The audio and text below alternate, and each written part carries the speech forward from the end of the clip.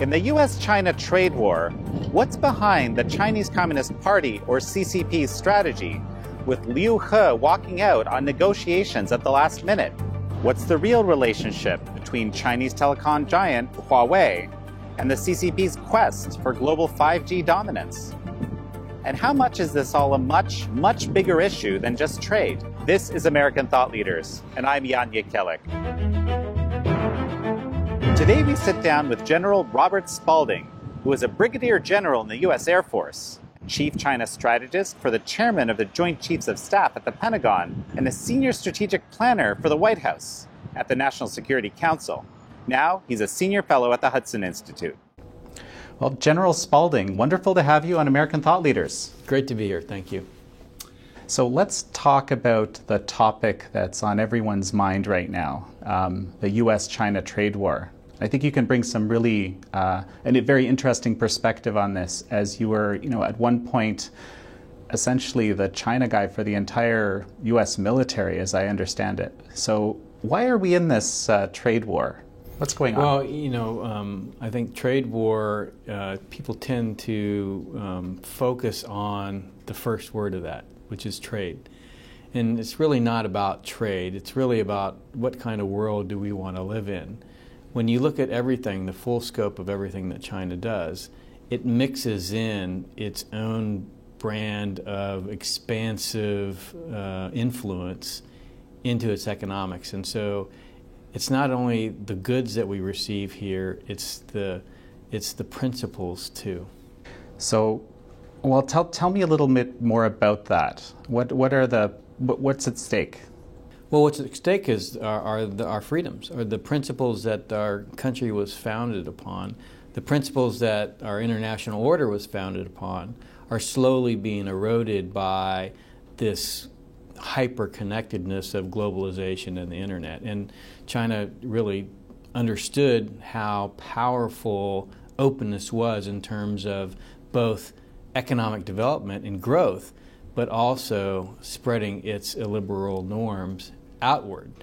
We were so hubristic as Americans to believe, and we failed to recognize that over the years, over the long history of China, they've been invaded and conquered many times, and they have a unique ability to absorb those invaders and then slowly change them into Chinese. And so, in a sense, we thought we'd turn them into Americans, and really, in reality, what's happening is we're becoming more and more, and not Chinese, but certainly with the Chinese Communist Party, which is a Marxist-Leninist organization that's really a hybrid from what the Soviet Union was and actually what Nazi Germany was in terms of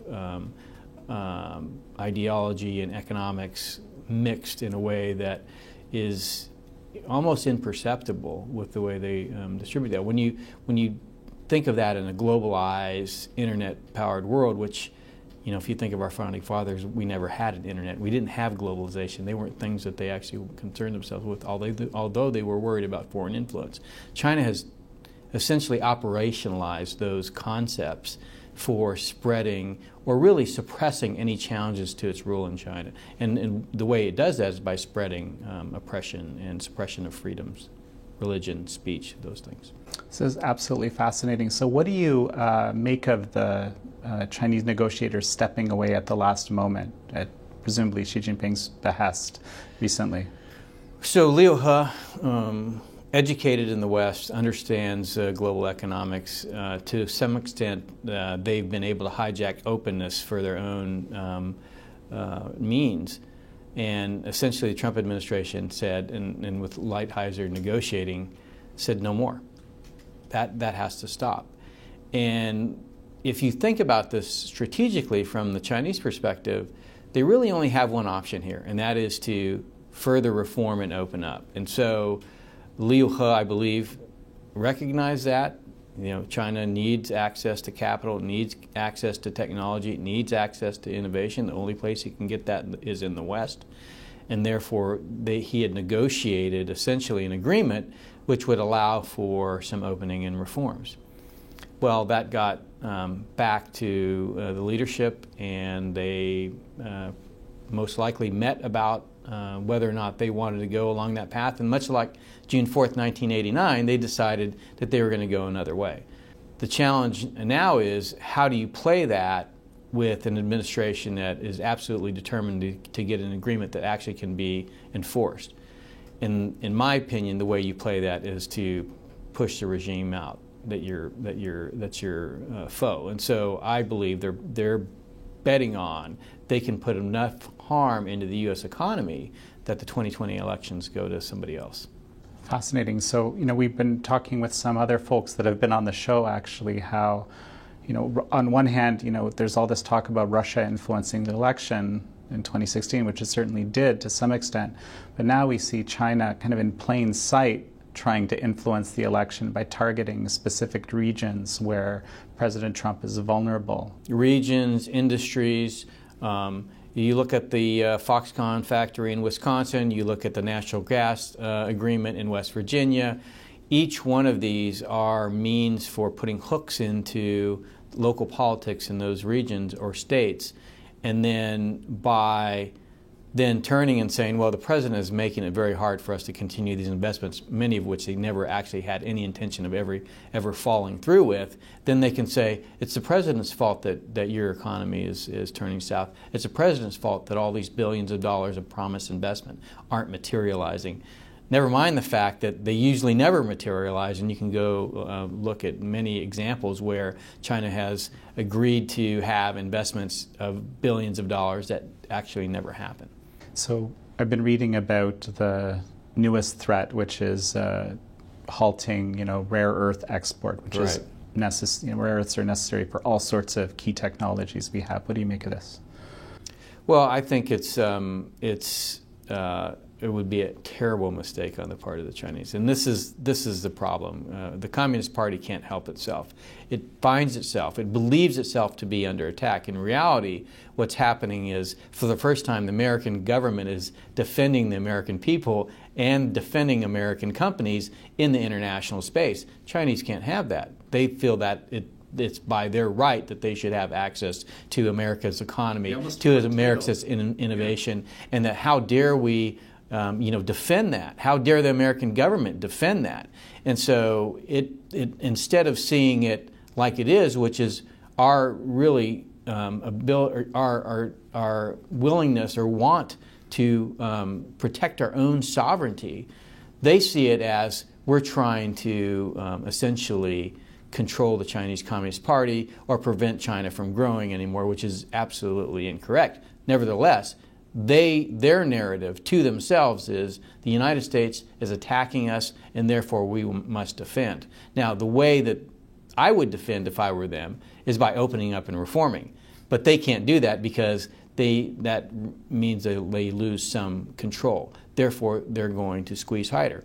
If you think about it, it's almost like you put Jell-O in your hand and you slowly start to squeeze. What happens to the Jell-O? It comes out from between your fingers. What's happening is their tendency is to squeeze more and more. And as they squeeze more and more, they actually lose control. And so I think their natural tendency is going to want to be to squeeze, and that looks like let's prevent rare earths from going to the United States. All that's going to do is going to force the United States to look at alternative means to rare earths. It's not going to help China's economy in any way. It's going to actually destroy the market for rare earths in China. I see. So, speaking of these, economic connections that have been forged over the last several decades with China into the global system, as you're saying, very deliberately, how does that play out vis-a-vis Wall Street? We're hearing talk of, the trade war moving to Wall Street. My perspective is it's been on Wall Street a while. Maybe we just didn't know it. What do you think about this? Well, so there's billions of U.S. dollars in real estate in China. There are continuing flow of billions of dollars now into China's A shares, so they're into their stock market, the Shenzhen and the Shanghai stock market. Those are through American deposit receipts in Hong Kong. And so you have billions of U.S. dollars flowing into China at the same time that we're getting into this economic decoupling. And so and from a macro perspective, you would say, well, that doesn't make a lot of sense. Why would those billions of dollars be flowing into there? Well, because Wall Street is essentially selling the stocks and bonds for China into Western capital markets. Why? Because they make a fee on that. So that sounds like it makes it a lot more difficult for the administration to achieve its goal of getting a fair deal. Well, of course, if you think about it, if American retirement funds, so if your retirement, my retirement, are invested in China, then there's going to be a repercussion to your pension fund. And so, I think in some respects, the Chinese Communist Party and Wall Street are like this because it ties us closer together. It makes it more difficult for us to, enforce the rules of the road. So what's the play here for the administration then? If this is, I'm not clear how big this is. It sounds like it's sizable. Billions of dollars, hundreds of billions of dollars. Right. Well, the play is enforce the rules. The rules say transparency is required for fiduciary responsibility for shareholders. That the SEC, FASB, the Financial Accounting Standards Boards, the PCAOB, the Auditing Board, all of them are required to actually look at the system and the companies that are in the system to make sure that they're actually portraying to the markets factual information. Of course, now you have China's law, which says, well, we can't actually share that information with you. So think about it. If you couldn't actually audit Intel, if you couldn't actually verify that their financial statements, that their 10Ks and their 10Qs were accurate, how do you know what you're investing in? Essentially, that's what you have for the entire Chinese stock market and bond sales. Yet we are selling those into the capital markets, and that's one of the ways that essentially China harnesses globalization. They actually need dollars, U.S. dollars, to grow their economy. They can't just grow it organically. Why? Because they need food, they need energy, they need resources to actually manufacture, to Right. build infrastructure. They have to buy those in the international market using U.S. dollars because that's the settlement currency that those goods require. How do they get dollars? Well, they have been getting dollars by exporting their goods to the U.S. and other countries. Well, that's slowly coming to a halt as most of these corporations move their manufacturing outside of China because of the tariffs. What's the other way you can get dollars? You can get dollars by selling financial instruments on capital markets, financial instruments that have no inherent value. It used to be that if you were an investor, you could go and look at 10Ks and 10Qs and say, okay, if you look at all the cash on hand, if you look at all the assets of this company, my worst case on this valuation is X. And so I'm willing to invest knowing I have some kind of downside protection. If you recently, we had two companies in China that all of a sudden lost $6 billion. In other words, they were reporting to the market that they had $6 billion of cash on hand, and then all of a sudden they did a restatement and said, we don't know where that cash went. Now imagine if an American company just said, we just went and checked our bank account, and that $6 billion we were reporting to the market, it's not there. And then you say, okay, well, what happened to the money? Nobody knows. Well, can we get to the bottom of it? No, that's China's national security data. You can't have it. Rob, so you're saying that basically Wall Street just takes on faith the value of these companies? Of course. That just sounds utterly insane. For American Deposit Receipt, it's a 30-page glossy that goes out to buyers, right? That's what Wall Street is sending to the buyers, is a 30-page glossy. Guess who it's produced by? It's produced by Communist Party members in Hong Kong and in China.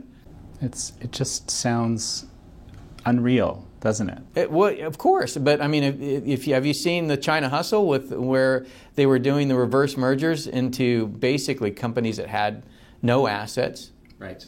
and then walking away with the money and leaving the investors, with nothing? That happened. It's there in the West. There's a sucker born every day, and we're suckers for what Wall Street tells us is a great deal. So, let's say that their transparency is actually being demanded, or at least more transparency in this deal that's being worked out. Does suddenly all these companies that we thought were valuable, or Americans thought were valuable, are actually not nearly as valuable, in some cases not valuable at all? How does that play out economically for us? Well, you remember how Al Capone was eventually brought to heel? Yep. It was because somebody found his books. Right. And not only found his books, but found the accountant that actually ran the books so he could translate the code of the books. Right? The problem with Chinese companies is you don't know what the books are. Even if you have the books, you can't trust that they're actually real. It's the entire nature of the way business is done in China currently. What China does is essentially ensure that within its own borders you can do pretty much anything you want as long as you don't challenge the Chinese Communist Party. And so that results in a very laissez-faire, capitalist, really, economy. Inside of China, the competition is cutthroat. But it also means you can get away with just about anything as long as you're not creating a problem for the Communist Party. That means that any rule of law or any fiduciary responsibility or any semblance of what we would consider to be an ability to do a fact-based assessment on an investment it's completely not available in China, and under the current regime will never be available. That is what's sold into the U.S. on the pretense that, well, it's just their economy's been growing at double-digit rates for many years, and now it's at 6.5%. That your money is going to be safe over there. And oh, by the way, because it's a totalitarian regime, that there's an implicit guarantee by the Chinese government that will protect your investment. Except banks are failing, companies are failing, they're failing to pay on their bonds. What was Venezuela before it was what it currently is today? It had assets that were owned by foreign companies doing well. Then what did they do? They seized all the assets, right? So remember I said the fist is tightening. As that fist gets tighter and tighter, I think one of the things that you can expect is that assets of Western companies are going to be the next to go. So if you're right and the CCP is going after, basically making sure that President Trump doesn't get elected, get a more friendly administration, something like that, what can the administration do now to basically fend off Chinese interference? Yeah, well, I think what they could do is something that they haven't done yet, is explain the tie between China's economic behavior and its need to shape the world in its own image. Now, the State Department is doing a good job talking for once in a long time about human rights, about freedoms, about universal freedoms, and particularly calling China to account for the Uyghurs in Xinjiang, for example, and other religious atrocities that they're committing. But they haven't tied that yet to the global system that China is creating on the economic side. So finance, trade, investment, immigration, the internet, media, politics are all interwoven into the kind of world that China wants to see. Now, China deeply fears the principles that we live under in this country. It deeply fears the United States Constitution because that document was created to prevent any one organ within our country from gaining absolute power. That idea is a knife in the heart of the Chinese Communist Party if it was ever established within the minds and hearts of the Chinese people. And so in order to protect itself, it must suppress those freedoms, not just in its own country, but abroad, because the Constitution is much more powerful than a person or a military. It's an idea. It's an idea that has shown time and time again that people generally want to be free. Rob, let's shift gears a little bit now. You know, you are certainly one of the experts in this country on 5G. That's another, buzzword that you hear a lot, something very important to the future of the world. China, and notably Huawei, as the, large Chinese company, has been building into this dramatically, essentially ahead of the U.S. You, some time ago, you wrote this controversial memo on this issue, which raised a lot of eyebrows, caused a lot of problems. Tell me a little bit about the importance of 5G and what it is, how it works, and its significance in this relationship in the trade war. So first of all, I never recommended nationalizing a network. The study I did was a technical study. It was about physics, it was about science, it was about engineering, it was about how do we leapfrog China, who's actually taken quite a lead because we've been asleep at the wheel in 5G, and create the kind of technological revolution in the United States that will drive the next evolution of technological growth. That's what the study was about. And there were some key outcomes in that, one of which you have to recognize that the network itself is made for machines. It's not made for people. You won't see much difference in terms of how you interact with the internet, but you will see a difference in terms of machines interacting with machines and machines interacting with people. The 4G network allows for 10,000 connections per square mile. The 5G network allows for 3 million. Now, we're not going to all of a sudden grow 3 million people above the 10,000 in a square mile in the United States. We have plenty of connectivity for us to talk to each other. All those connections are for the machines. Some of those machines are big enough to run you over like a self-driving car. So they actually bring danger. So if you look at the cameras today that are connected to 4G, we know that they're easily hackable and used in botnets for DDoS attacks. Now imagine that on a scale of 3 million devices within 1 square mile of us right now, that many of which could do harm to us. That is a big problem. But that's not the only problem. The United States led in 4G. Europe led in 2G, led in 3G. United States led in 4G.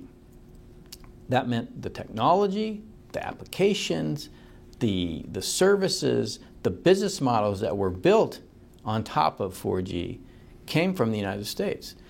If you think about the mobile market, it was a combination of 4G networks and the smartphone that allowed for, things like Uber and Airbnb and all these different, exponential companies that are changing the way the world works in ways that add value to things. But more importantly, if you look at the technology underlying that system, it was built for the most part with Western values. Now, what does that mean? The iPhone. The iPhone's encrypted. It's meant to be a privacy-protecting device. Now, of course, when they added iCloud, you created a lot of problems because as soon as you move your data to the cloud, now you have somebody has the opportunity to get after it. But at least on the iPhone itself, it's built to be hardware, software, integrated, encrypted, so that your data was secure, right? That's because it was built by Apple, an American company that values privacy. Okay, so China figured that if the U.S. could lead in 4G, it should lead in 5G, and it, actually started to think about this in 2009, 2008, before 5G even was a thing. Yeah. And the reason was they saw that the West had put their values into technology foundation of mobile computing, and they said, well, we want to control the standards and the technology foundation that drives the 5G world. Why? Well, our companies come from a nation that values privacy. Their companies come from a nation that absolutely does not value privacy. And so if you think about the alternative to the iPhone, which is, say, the Huawei Mate 10, right? The Chinese law says, we need to have access to that. We need backdoors. We need backdoors in hardware, and we need backdoors in software. That's by Chinese law. And so if you look at the systems that are essentially in conflict today, there's two systems that really fundamentally bring this to mind. And one is the General Data Protection Regulation in Europe, and the Chinese cybersecurity law. Now, what is similar about those two laws? Europe is actually proud that they have an extraterritorial imprint on GDPR. In other words, it doesn't just apply to European companies, it applies to American companies, it applies to any company anywhere. If you're operating in Europe, then you have to abide by GDPR, right? Right. Well, China also has its cybersecurity law. It also has extraterritoriality. In other words, anywhere that China's interests are, and especially if you have an economic or financial relationship with China, which its global champions do, then it has to have its ability to get into the back door. Essentially, it's full access it's for full the CCP. Access. Right. So the problem with the world, it's advancing so much, and our connectivity through our digital lives is advancing so much, that our ability to create laws in the West has gone past our ability to actually enforce them in a digital space. In other words, GDPR is a law that is unenforceable in a digital sense, because if you look at it, the behavior that they were trying to stop is still going on. Google's still doing what it's doing. Facebook is still doing what it's doing. It's because it can't be enforced. China is building their enforcement mechanism in the technology. And so that means that they can enforce it. They can enforce it on the network. They can enforce it at the device level. They can enforce it through their undersea cable system. They essentially are taking control of the underlying technological structure, because they recognize that just writing a law is not sufficient in a digital world. You actually need the ability to divert data, to decrypt data, to monitor what's going on. And then if you need to be able to suppress speech, you need to be able to influence populations, you need to be able to influence individuals. What more powerful way to do that than with a hyper-connected 5G system that allows you to have access to devices, that allows you to, your companies to be dominant in e-commerce, that allows your companies to be dominant in surveillance and reconnaissance like DJI and what's the video company? The cyber camera company that has artificial intelligence, facial recognition. That's basically was sold in many of our military bases and others. So it is really looking at where the world is going and saying we need to build it at the technology layer, not at the paper layer that we're used to in a physical world, because just doing it at the paper layer is insufficient to actually control to the fidelity you want to. So this, I've often said to people that some of the biggest successes, in quotes, the Chinese Communist Party has had is in its propaganda efforts and the United Front work and so forth. Right. Convincing people that it's big and important and powerful and economically bigger. And this, what you're describing here, I find very chilling, because in this sort of system, could the CCP just basically cut off certain data flows at the drop of a hat, whether it's information, whether it's the control over a driverless car? Is it that simple in a world where China controls 5G? So if you look at what happened in Germany, for example, the far right party in Germany was able to harness Facebook to do advertising to essentially get far more votes than they'd ever got in the history since the fall of the Nazi regime. And so the way that you harness big data, social media, artificial intelligence, and you can do this all through a 5G network, and especially if you own the infrastructure and the devices, now you have enormous opportunity to both have a fine level of detail. Your digital persona gives incredible insight to who you are as a person, what your interests are, what your motivations are, and in that, using that information with a purpose in mind, Amazon sales are going up, Facebook connections are going up, but in China, they're able to influence you in ways that actually leads to an outcome that's good for the state. So it's basically this, insanely in-depth research that Facebook would have or Google has on any one of us for using the internet, but basically weaponized by a totalitarian regime for its use. Right. If you think about it, GDPR is almost a swan song of liberal democracies, because it was going after the FANGs, Facebook, Amazon, Netflix, Google, right? The ability to actually prevent them from taking your data. What's coming up behind the FANGs? The BATs, the Baidus, the Alibabas, the Tencents. Now you can actually find Google and get a payment. That's possible because they are in a country that abides by rule of law. Follows the rules, right? Exactly, right. You can't find the BATs and get a payment because they live in a country, they exist in a country that doesn't follow rule by law or rule of law. They follow rule by law. If you've seen any of the lawsuits that have gone against Chinese companies in the United States, they never collect. They're either settled out of court, or the plaintiff actually runs out of money trying to sue them because they actually have access to state coffers. So good luck for Europe ever getting any of the BATs to abide by GDPR. And more worrisome is if China has their 5G network, then it doesn't matter what GDPR says because they're going to have the back doors to do whatever they want with that data. Fascinating. So, the Trump administration recently banned Huawei, biggest telecom company in the world. What's the relationship between Huawei and the Communist Party of China?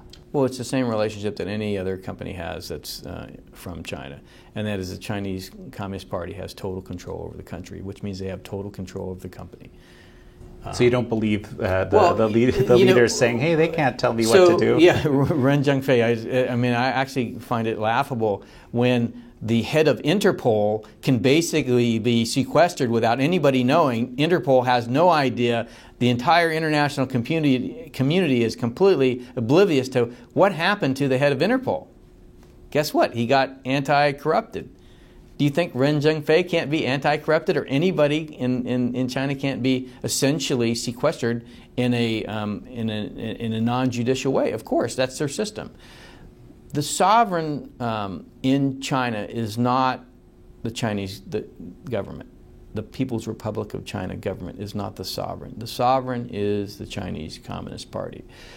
It's a challenge for countries to actually do business, diplomatic business with China, because the decisions are actually made by the Communist Party. They are not made by the government. The government executes the decisions of the Chinese Communist Party. And so when the State Department goes over to meet with their counterparts in China, they're not actually meeting with the sovereign. Think about that.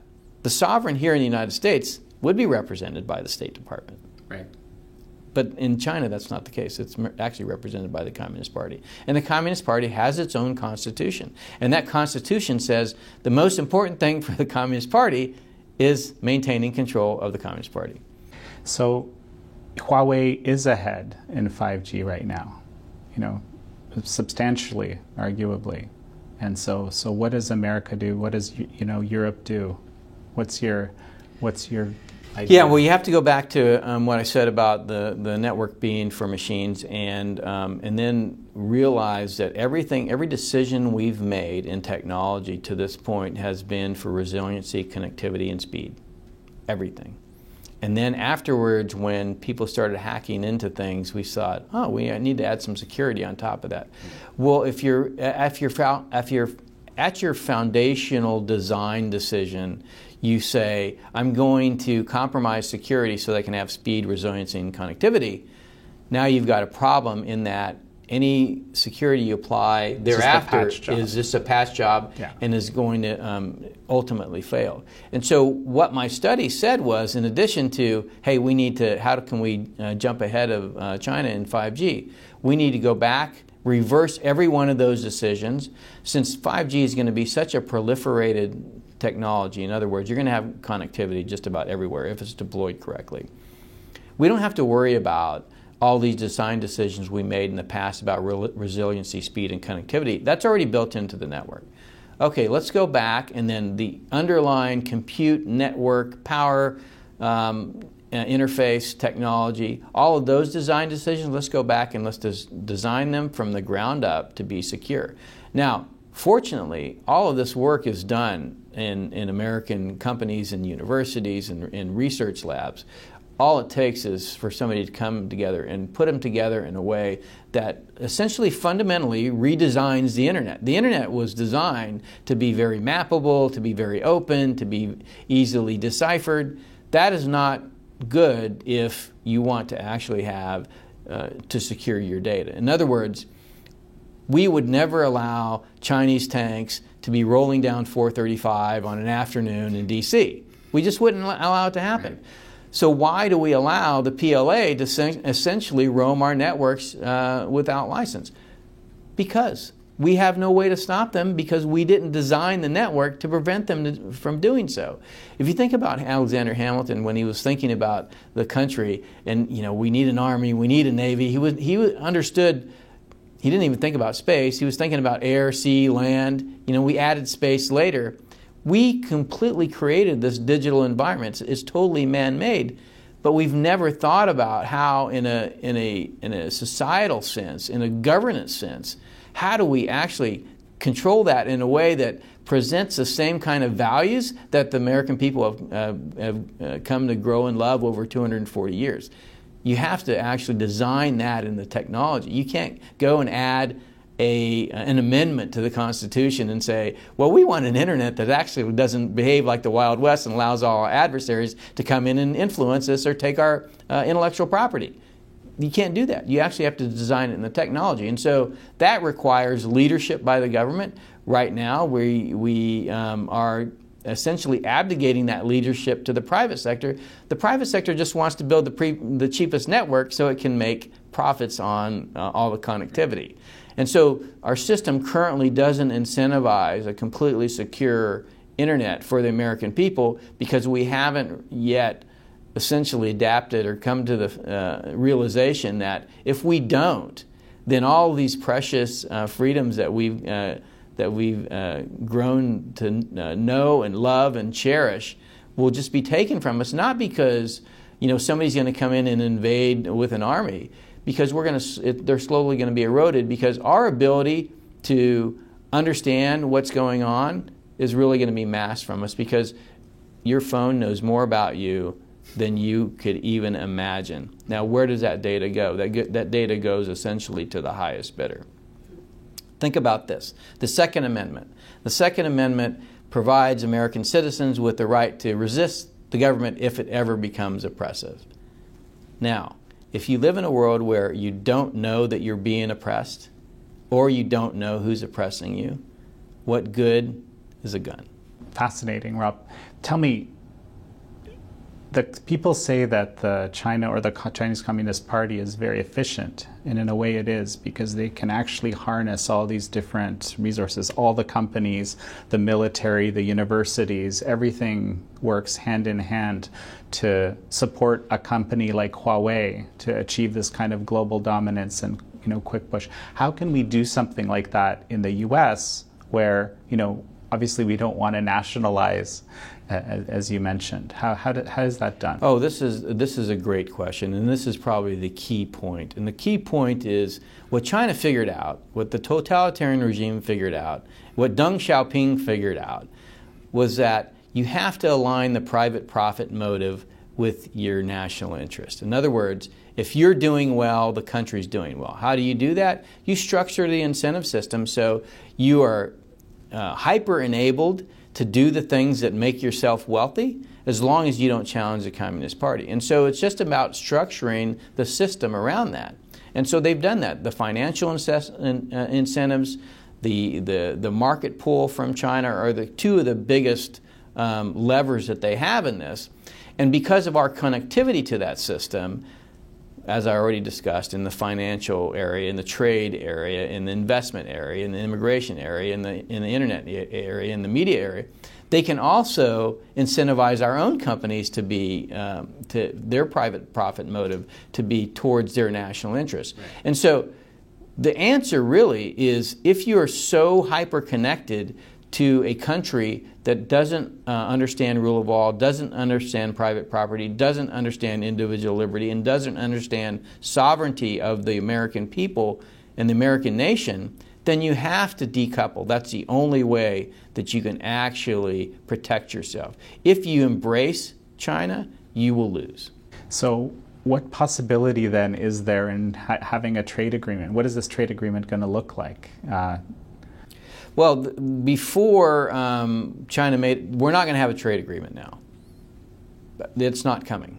It's not forthcoming. Okay. And it's not going to be forthcoming. China is waiting on the 2020 elections. That's what the Communist Party has decided. Before that decision was made, I expected we'd have a watered-down agreement that the president would basically sign, and then wait for the elections in 2020, and then turn around and say, okay, we're gonna renegotiate this. That's not going to happen either. So I don't think we're going to have an agreement. I think it's all riding on the 2020 elections, who gets elected. Now, I don't care who gets elected, but what I want to have happen is that I want the American people to be protected. I want them to be protected in a way that preserves their freedoms. And whatever candidate does get elected, better understand that the most significant threat to our future prosperity and freedom is the Chinese Communist Party. Powerful place to end up. Rob Spalding, such a pleasure. Thank you.